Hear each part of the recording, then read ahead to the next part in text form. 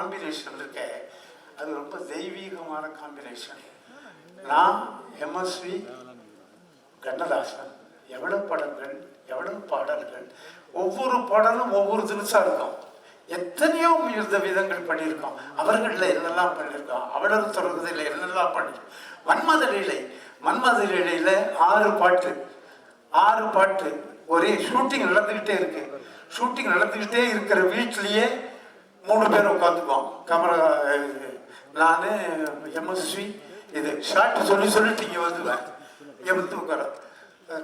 கண்ணதாசன், நான், எம்எஸ்வி. 6 பாட்டு சார். 6 பாட்டும் 5 நாளில் முடித்தார். அந்த 6 பாட்டும் படு சூப்பர் ஹிட்டு. மன்மத லீலை உங்களுக்கு தெரியாத விஷயம் இல்லை. ஸோ அதெல்லாம் நினச்சி பார்க்கும்போது இவர் எப்படிப்பட்ட ஆள்கிட்ட நான் வேலை வாங்கியிருக்கேன், அவர் எங்கிட்ட வேலை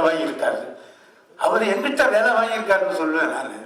சரி, அது மாதிரி சிலது புதுசாக திங்க் பண்ணும்போது நான் என்னெல்லாம் நினைக்கிறேனோ அதுக்கெல்லாம் ஹீ ரோஸ் டு தி அக்கேஷனுங்கிறது தான் அது ரொம்ப இம்பார்ட்டண்ட்.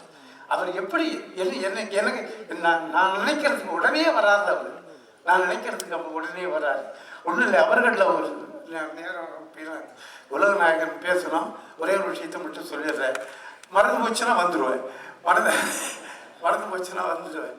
இல்லை, ஒரு கிரிக்கெட்டை பற்றி ஒரு பாட்டு வச்சுருந்தேன். அதில் பாட்டு வச்சிருக்கேன். எல்லாமே புதுசாக ஏதாவது பண்ணணும், குரங்குத்தனம் ஏதாவது பண்ணணும் பாட்டில் அப்படின்னு சொல்லி எனக்கு ஒரு இது எப்பவுமே உண்டு.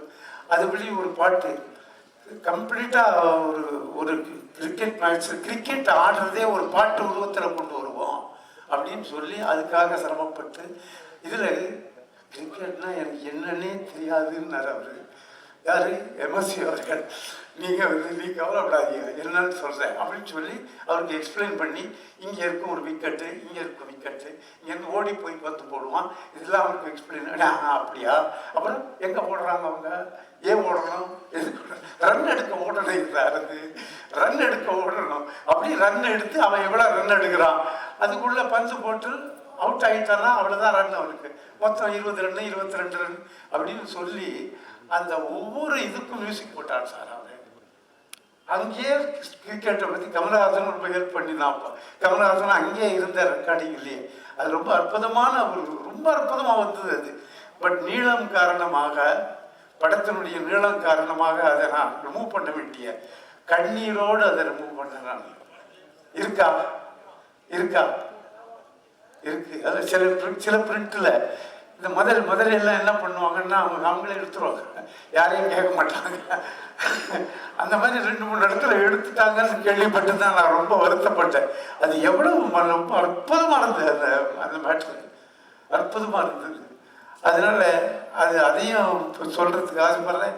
அதுதான் அப்படிப்பட்ட தெய்வாம்சம் பொருந்திய எம்எஸ்வி அவர்கள் அற்புதமான மியூசிக் போட்டார். என்ன அற்புதம்! ஒவ்வொரு படத்துலையும் சொல்லவே முடியாது sir. Hats off to you sir. Please subscribe to Red Pix.